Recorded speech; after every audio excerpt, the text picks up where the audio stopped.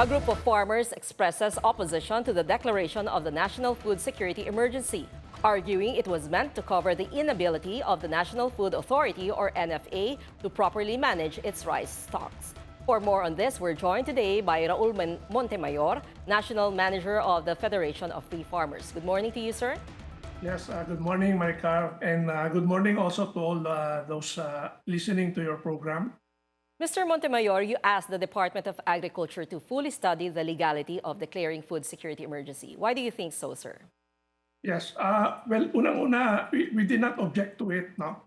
We were just saying that it should be carefully studied because the basis for declaring that emergency is a little bit dubious, no? In their press statement, they said there was a spike in prices in 2023. That was more than a year ago. And that is the basis for declaring the emergency now in 2025. So parang antagal na pala yung emergency, ngayon lang sila nag-declare. No? So what is now the formula that they adopted in coming to this conclusion? Because that formula will become the basis for declaring future emergencies. So in the future, can they again declare an emergency based on prices 2 years, 3 years ago? No. Yun ang medyo questionable dyan. Although we are not questioning their intent to bring down rice prices. I think it's about time that we did something about that. But again, the basis for declaring an emergency, which is the legal basis for unloading NFA stocks. Yan ang medyo questionable. No? And the second thing, Maricar, is that we don't think they have exhausted all other efforts possible to bring down rice prices aside from this emergency declaration. Okay, but if it pushes through, how do you think the food security emergency will affect rice prices in the country? Well, it might bring down prices if it's concentrated in several areas. We estimate, for example, that their target of releasing 30,000 tons per month in the Metro Manila market, that will cover about 25% of the Metro Manila market. So it might bring down prices in Metro Manila. We will have to see, no? Because ang problema lang, yung mga private traders, they cannot compete at the level of 38 because 38 is a subsidized price. No? Government will lose money at 38 pesos per kilo. So will it be able to bring down prices for the other retailers who cannot compete with that price? We have to see what happens. No? Sir, so meron din kayo nakikita. You also see the downside, not only the upside, the downside also, if they do declare an emergency.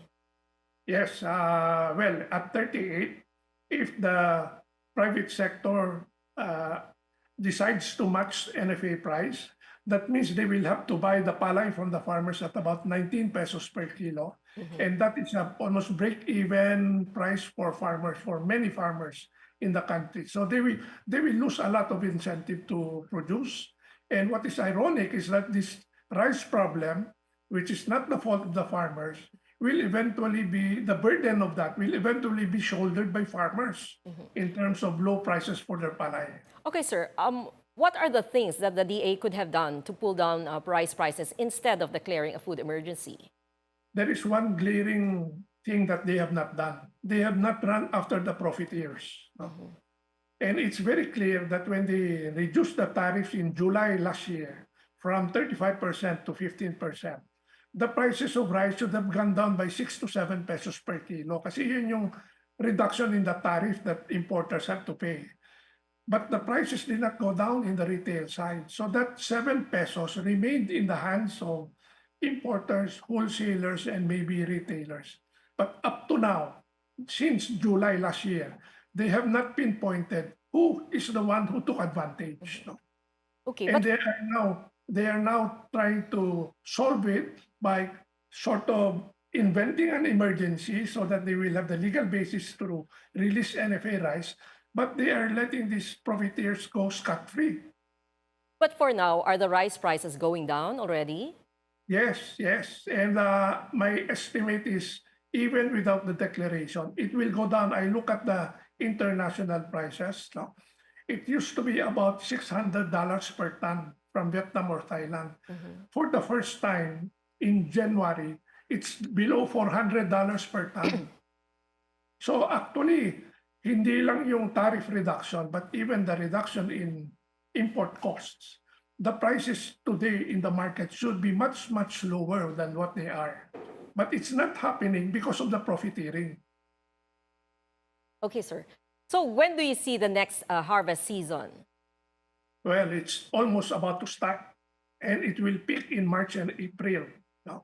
And our fear now is if NFA starts unloading at 38 pesos per kilo, that will send signals to traders to buy palay from farmers at a low price. And then that will coincide with the inflow of very cheap imports because of the drop in international prices. So very bleak prospects for rice farmers in the coming months. Okay, thank you for your time, Raul Montemayor, National Manager of the Federation of Free Farmers. Salamat. Thank you very much.